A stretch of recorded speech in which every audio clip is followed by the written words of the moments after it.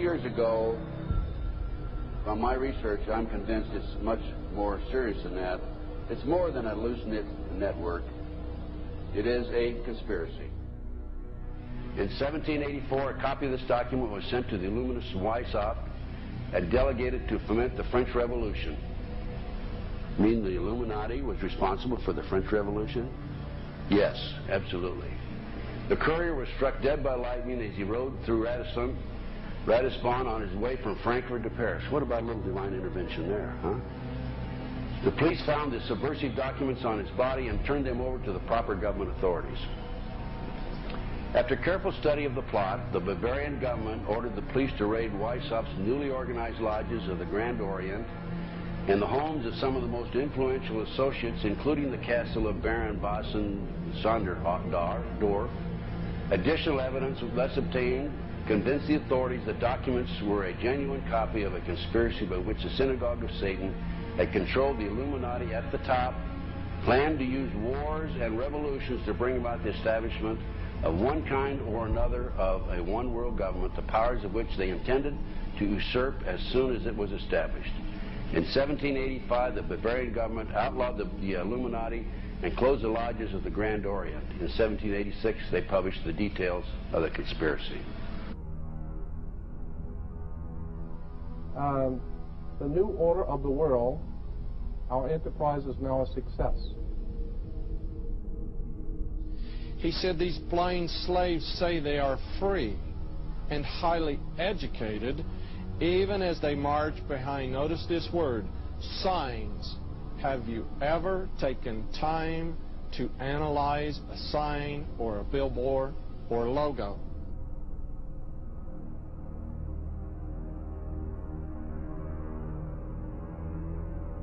We'll start up here. In 1784, an act of God placed the Bavarian government in possession of evidence which proved the existence of the continuing Luciferian conspiracy. This explains the previous 9 pages, goes into it in detail. We don't have time to do it completely.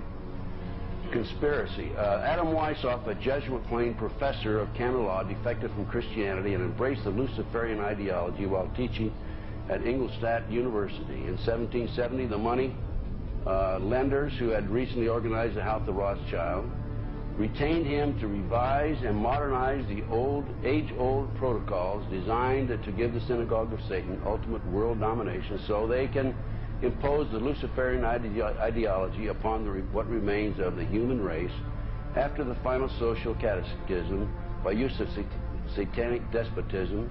Weishaupt completed his task on May the 1st, 1776. It's a communist holiday, isn't it? May 1, 1776. The plan required the destruction of all existing governments and religions.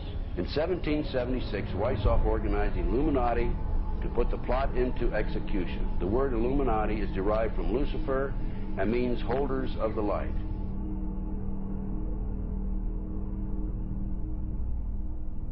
Weishaupt's revised plan required his Illuminati to do the following things to help them accomplish their purpose. 1. Use monetary and sex bribery to obtain control of people already occupying positions in high places in the various levels of all governments and other fields of human endeavor. Once an influential person had fallen for the lies, deceits, and temptations of the Illuminati, they were to be held in bondage by application of political and other forms of blackmail and threats of financial ruin, public exposure, and physical harm, and even death to themselves and their loved ones. Number 12. Told those present that they must use their wealth to have candidates chosen to public office who would be obedient to their demands and would be used as pawns in the game by the men behind the scenes. The advisors will have been bred, reared, and trained from childhood to rule the affairs of the world. Number 13, control the press. Number 16, infiltrate into the secret Freemasonry to be used for their purposes.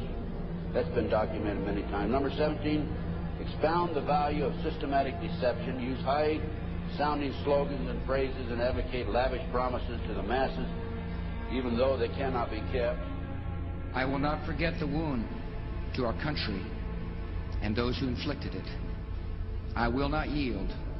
I will not rest I will not relent in waging this struggle for freedom and security for the American people.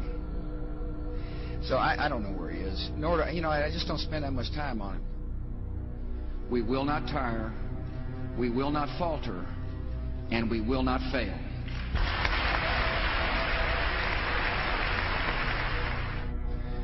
Terror is bigger than one person. And I remember he was telling me how you're going to see soldiers looking in caves for people in Afghanistan and Pakistan and all these places, and there's going to be this war on terror, of which there's no real enemy. Who knows if he's hiding in some cave or not? We hadn't heard from him in a long time.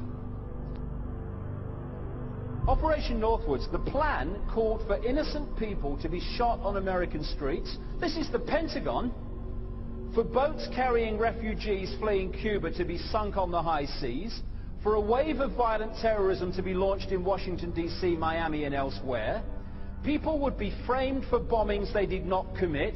Planes would be hijacked using phony evidence, all of which would be blamed on Castro to justify an invasion of Cuba 40 years ago. An aircraft at Elgin Air Force Base would be painted and numbered as an exact duplicate for a civil registered aircraft belonging to a CIA proprietary organization in the Miami area. At a designate time, the duplicate would be substituted for the actual civil aircraft and would be loaded with selected passengers, all boarded under carefully prepared aliases.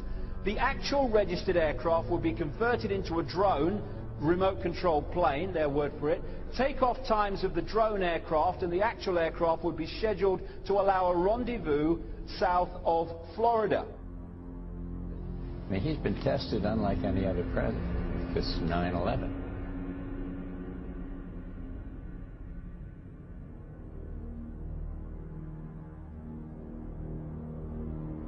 We have in this past year made great progress in ending the long era of conflict and Cold War.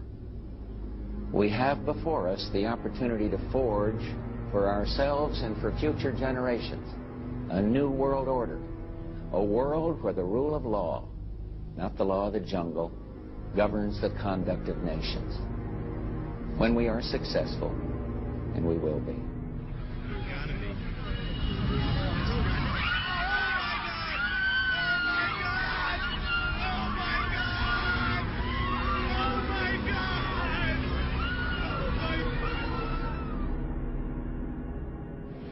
He argued that the use of any and all means to reach their final goal was justified on the grounds that the ruler who governed by the moral code was not a skilled politician because he left himself vulnerable and is in unsuitable position to his throne. He said those who wish to rule must have recourse to cunning and to make-believe because great national qualities like frankness and honesty are vices in politics.